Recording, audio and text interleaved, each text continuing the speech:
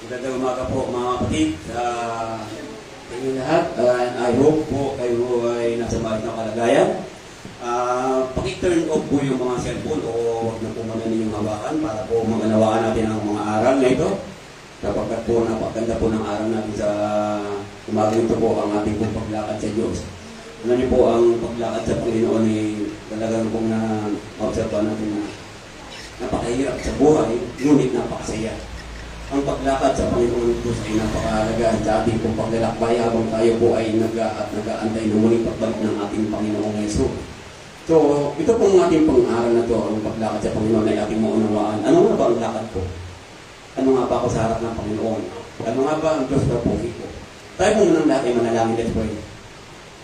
Panginoon, dakila sa lahat. Labis kami nagpapasalamat sa pag-ibig, pagmamahal na pinagkaloob sa amin. Tunay Ama, sa bawat lakad namin sa mundong ito ay lagi namin kasama. Salamat Panginoon Diyos sa aming tagapagligtas at Panginoong Jesus. Gabayan kami ng banal na Espiritu sa pag-aaral namin ito. Ito po muli ang dalangin namin at salamat sa pangalan po ng aming Panginoong Jesus. Amen. Ay, hindi ko na po tinagalog ang lesson na to para po makita natin na po sa ito. So, walking with God, a journey through life. So, sa pasimula, mag-observa natin at nabiginig. Ang paglakad ng Panginoon ay makita natin doon. Sabi nga, and they heard the voice of the Lord God walking in the garden in the cool of the day. Ganda na panahon sa Garden of Eden. And Adam and his wife, si Eva, hid himself from the presence of the Lord God among the trees of the garden. So, nagtago yung dalawa. Kung titignan natin, tumalakad ang Panginoon sa Garden of Eden. Ganda panahon. Na cool day, magtitingnan natin. So, dito po, titingnan naman natin sa panibago natin, no? At during the time of Moses' death. So, sa Garden of Eden, tuloy-tuloy ang paglakad ng Panginoon. Okay. During the time of Moses, for the Lord thy God hath blessed thee in all work of thy hand. He knoweth thy walking. Pansin niyo po, alam ng Diyos ang paglakad niya.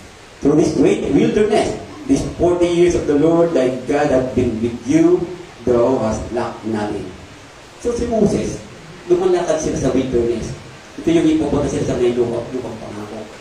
So kung titingnan natin, 40 years. At dito maganda yung huling-huli wala kulang sa iyo, thou hast lacked nothing. So sa paglakad natin sa Panginoon, hindi lang napukulang. So yun na napakagandang ginawa na Diyos sa Moses. Pero kung titingnan naman natin dito, during the days of John and Jesus, si John the Baptist at saka si Cristo, and they were both righteous before God, walking in all the commandments and ordinances of the Lord blameless. So, dito pala maunawaan na natin ang paglakad sa Panginoon pala. Kasama sa pagsunod sa utos ng Panginoon at sa lahat ng kanyang mga layunin. Nasabi doon, ordinances of the Lord na walang pagkasama, walang blameless kasi ibig sabihin walang kasalanan sa Tagalog na tinatanong natin. So, in the early days of the church, Christians were busy about the Lord's business.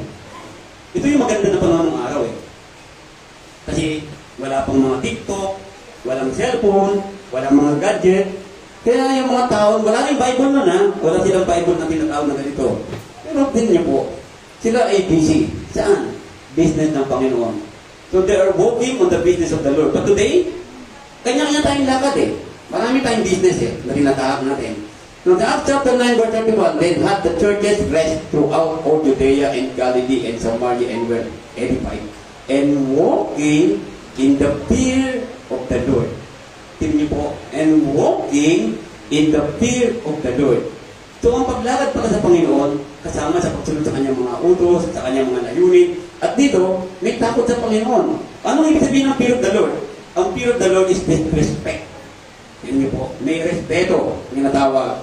No? And in the comfort of the Holy Ghost. Ang ganda So, sa paglakad natin sa buhay pala, mayroon natin comfort Di ba sabi nga ng Panginoon, papadala ko ang comforter. So the Holy Spirit is comforting us while we are still walking in this world. And while walking in this world, sa mundo ito, marami tayong problema, trial na hinaharap. So may mga nadadapa, meron talaga tumitigil sa paglakad, No? May mga nababanta, sabihin natin, yung nababanta, ibig sabihin hindi na makalakad. Ibig sabihin ito, hindi na makalakad sa Panginoon. Yung tinatawag. At dito dumami sila. So Christian took a stand for the truth of God. Sa paglakad nila, nandun po, nananatili silang tumitindig sa katotohanan ng Diyos. So, ito panahon natin ngayon, marami akong na-observahan eh. So, even na, sa mga iba't ibang iglesia sa panahon natin ngayon, kasi alam naman yun, no? Marami tayong ano. So, na-observahan ko, may mga Kristiyano, preacher, na hindi na tumitindig sa katotohanan ng Diyos. At tinitindigan nila, yung sarili nilang paglakad eh. Ito yung nakakalungkot eh.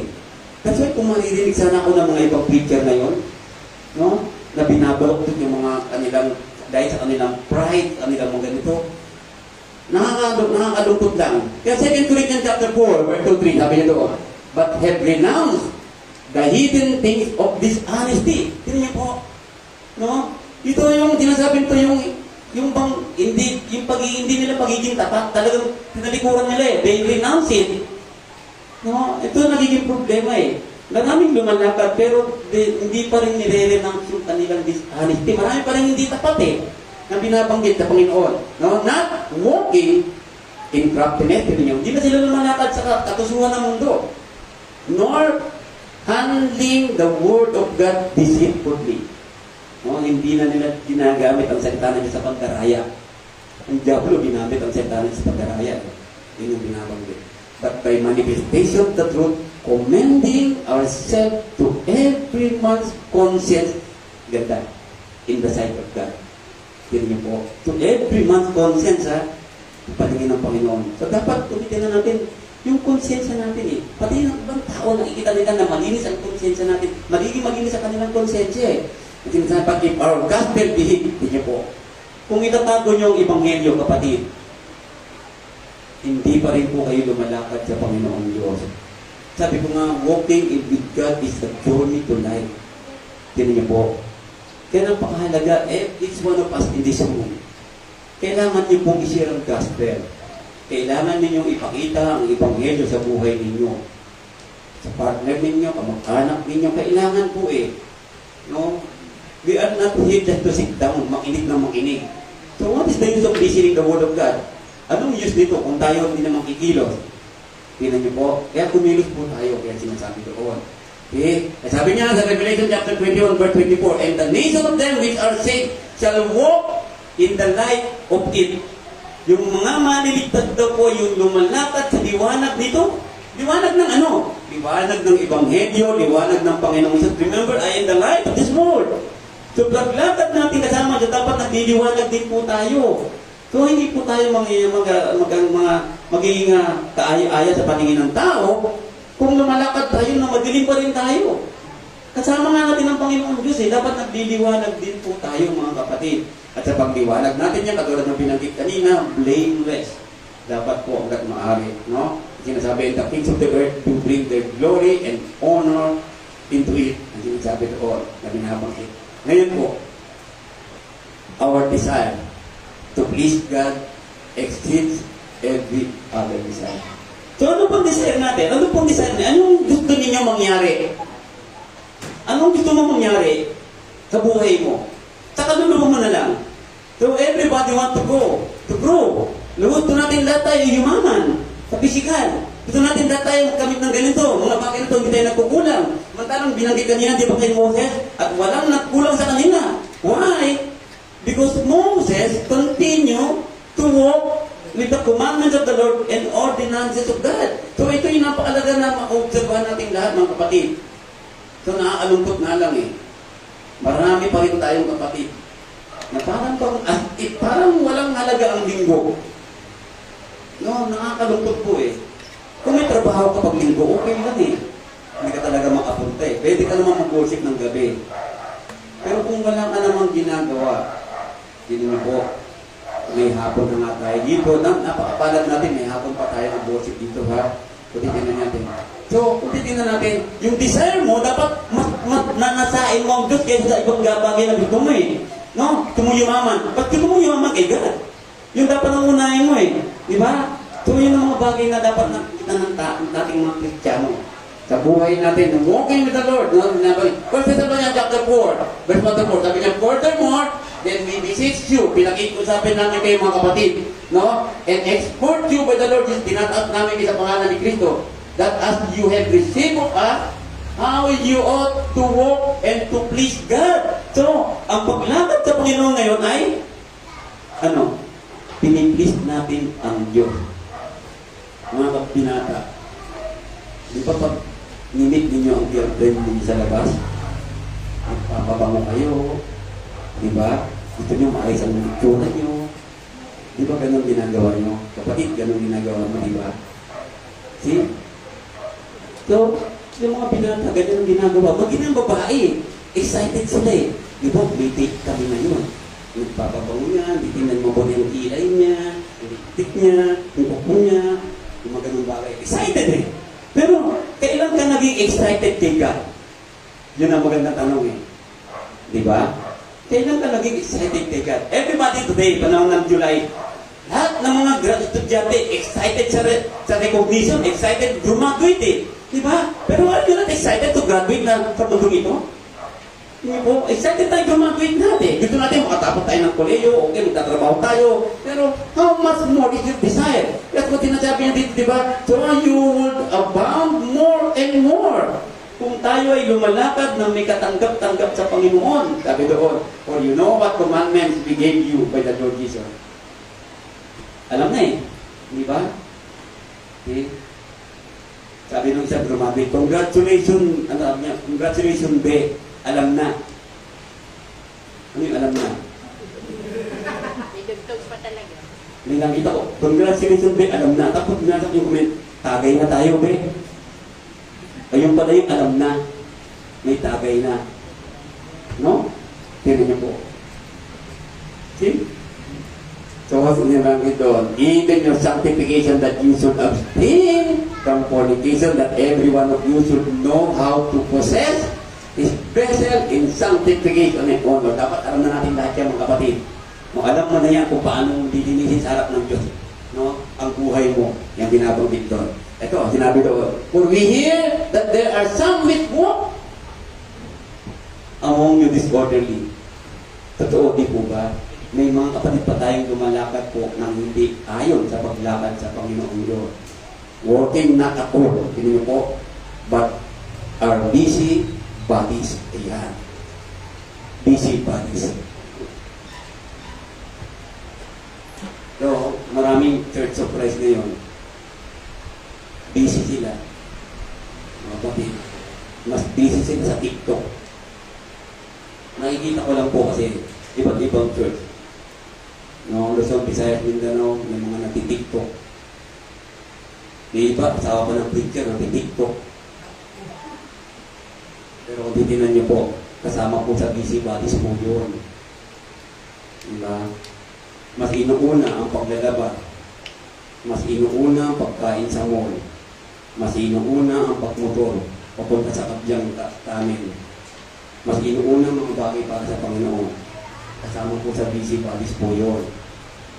Sabi doon. Hindi naman masama na pumunta kayo diyan, pero huwag naman itaon ng linggo. Huwag naman itaon ng linggo. Maraming araw eh. Bakit magsiswimming ka sa araw ng linggo? Tapos sasabihin mo, mamaya nga po na yan, hindi ka na makakapag-worship mo, dahil pagod na yung katawan mo. Yun po yung nakakalungkot na nakita natin. So, hindi lumalakad. Yun po yung nakakatakot. Paano kung katulad tayo ni Eva at magkatago ka sa may, sa halamanan? Bakit ba nagtago si Eva Adan?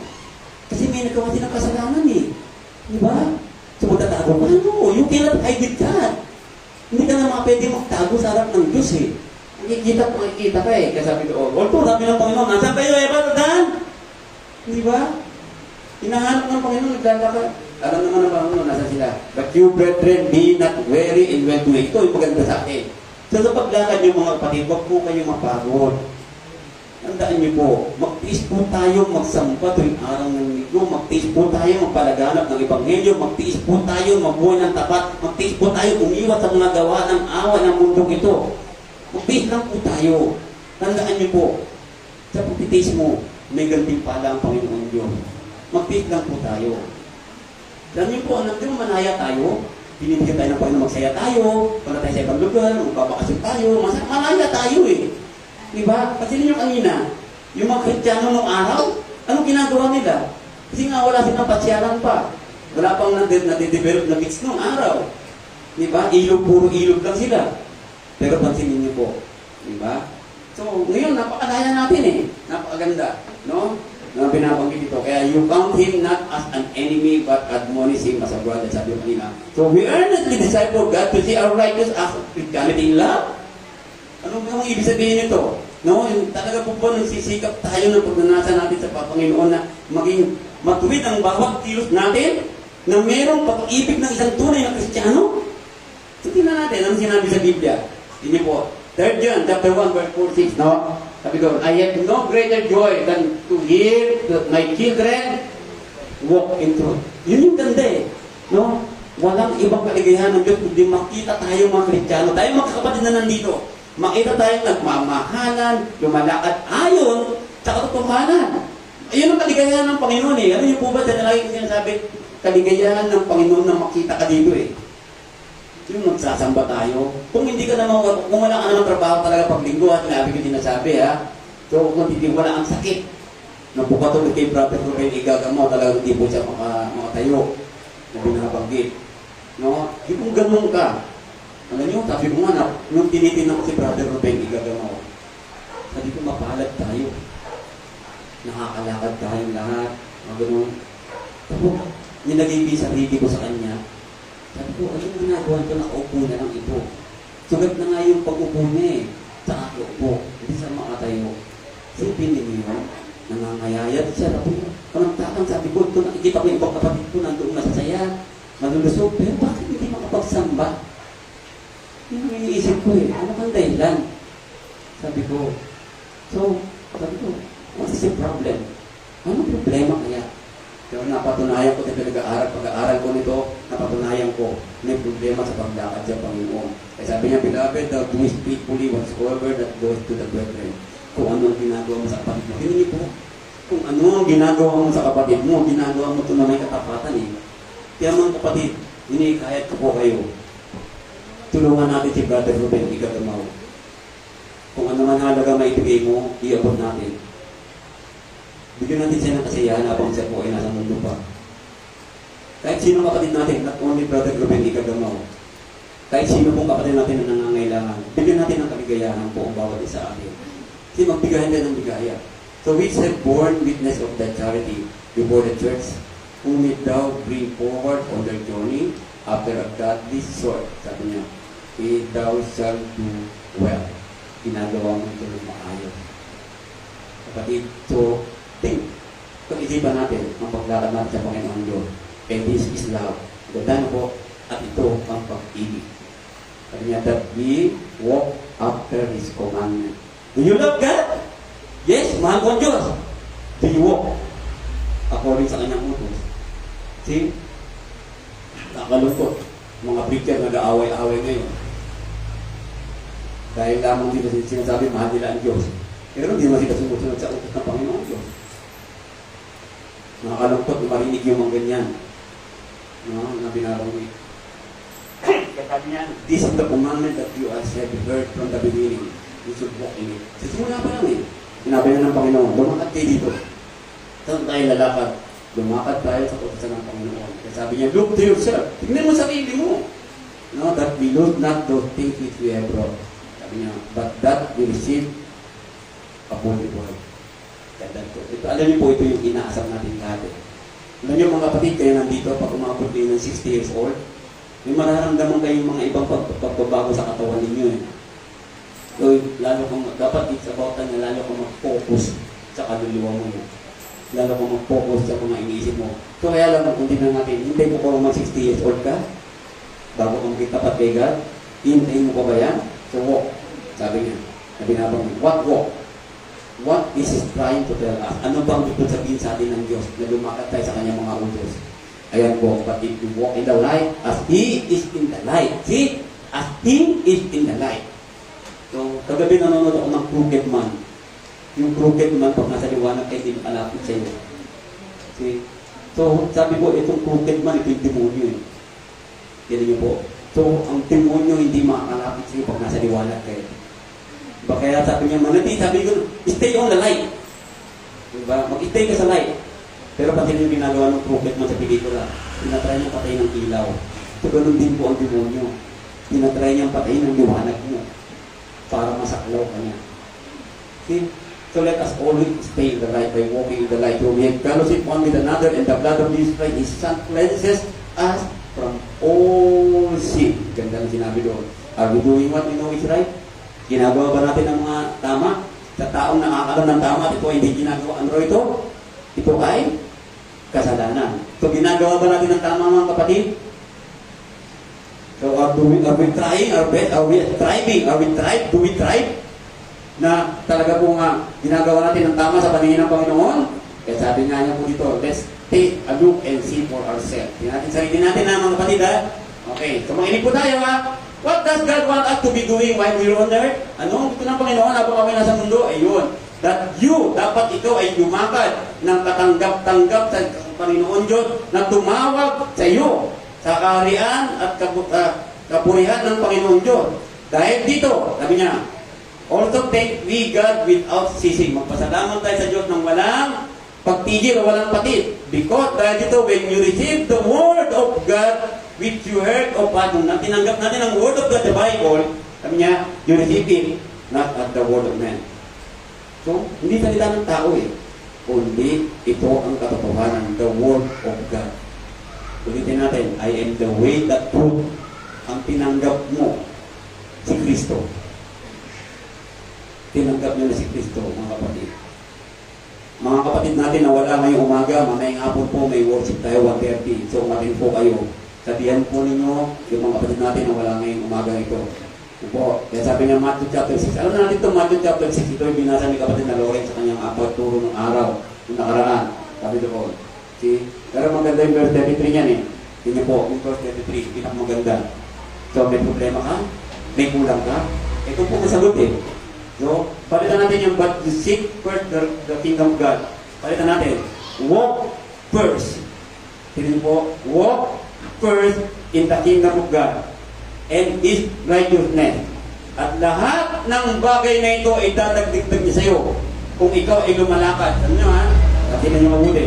Hindi na hanapin kasi nakita na natin No? Natagpuan na natin ang kanya ng Diyos We are now in the kingdom of God. So we are not going to seek it anymore. So, ano gawin natin? Just walk. Walk. Lumakad tayo. Ang sinasabi para dagdag sa ilan ng Panginoon. Kaya sabi niya, take therefore yung mga bagay na ito. Huwag ka na mag-isip pa ng mga bagay na ito. Kasama mo ang Panginoon Diyos Naniniwala po ba kayo na kasama niyo ang Diyos? Do you believe na kasama niyo ang Diyos? Amen? Amen. Yun. Ganda na po. Diba?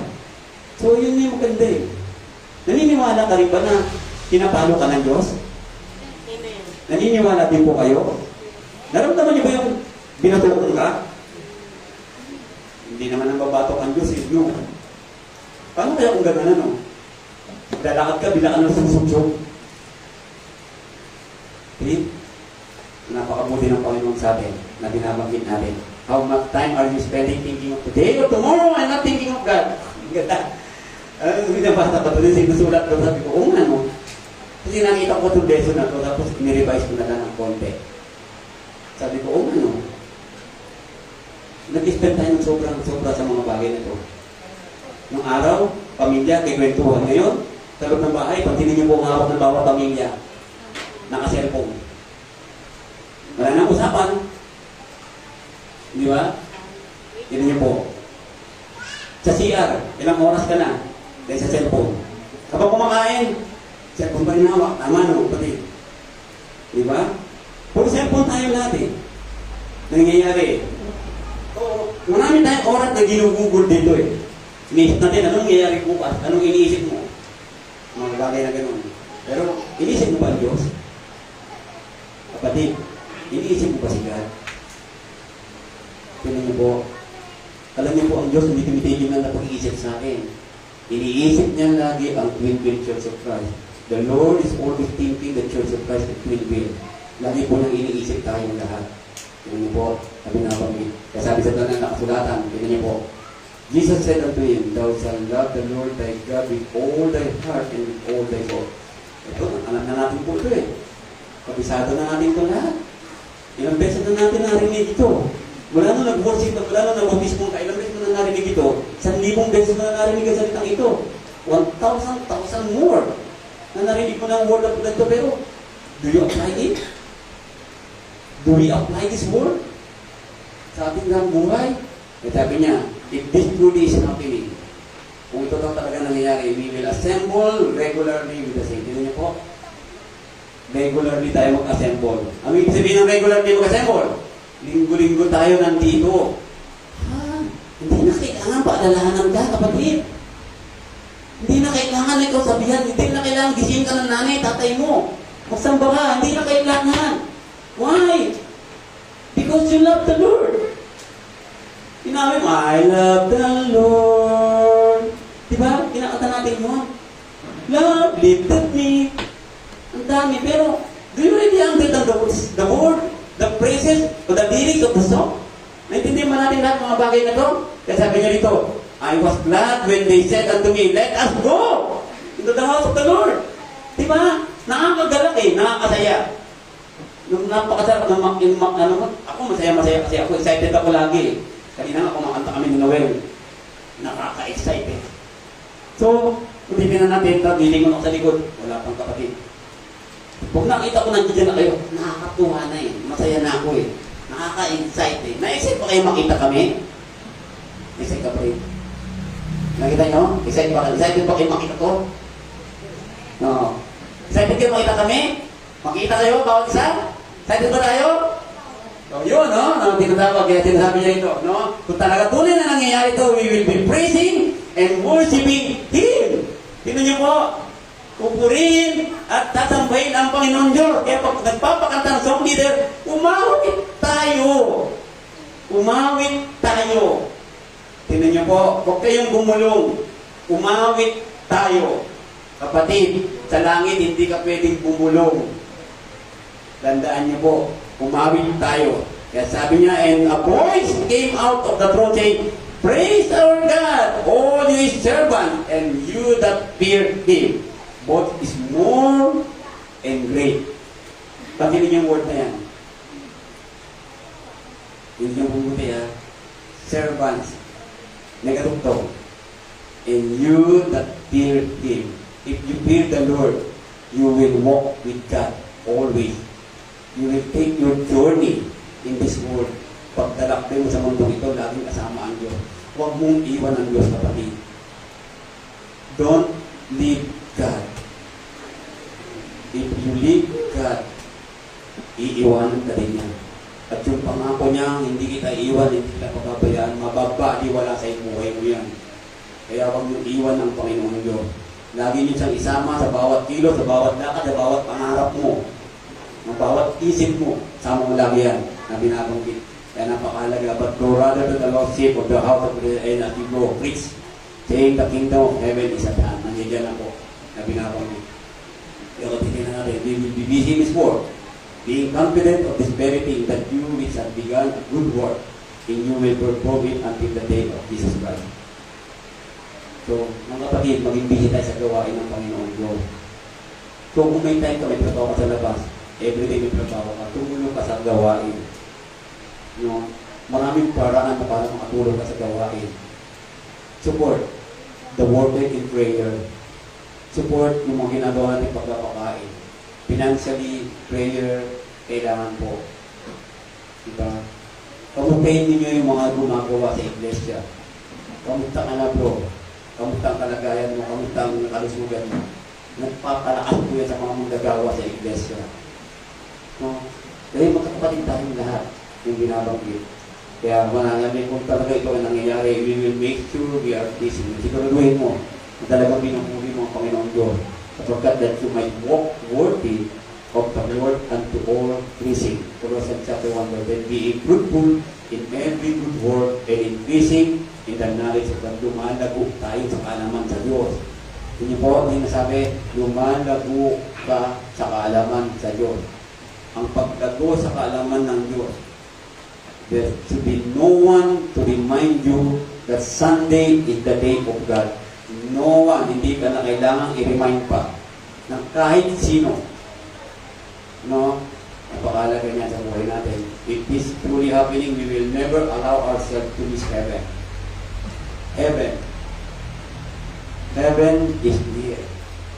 Kapatid, mga kapatid na nakikinig, tandaan ninyo, hindi mo matadala ang lahat ng gamit mo sa langit. So habang ikaw ay may gamit, tumulong ka sa iglesia. Lumakad ka. Tulungan mo yung mga nangangailangang kapatid. So let us therefore fear, lest a promise being let us of entering into His rest.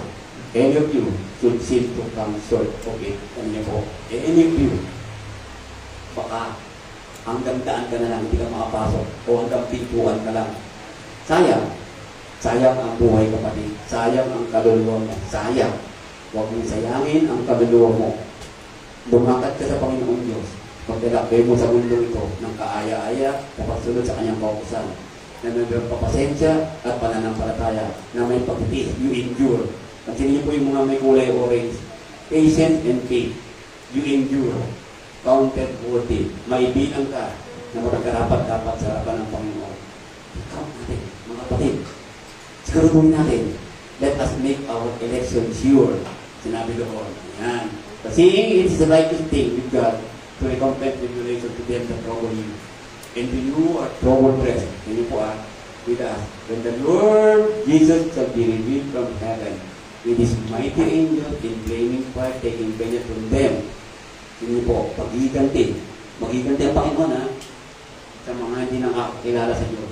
May katugtog. And that obey not the gospel of our Lord Jesus Christ. Eh, sumunod lang mo ang pagsunod sa Ebanghelyo, pagsimula mo sa after ng baptism, that the start of obeying the gospel. Hindi po. Start mo yan habang buhay tayo. A journey of life. Our journey of life, ang paglalakbay sa buhay natin, ay paglalakbay na kasama natin ang Panginoong Diyos.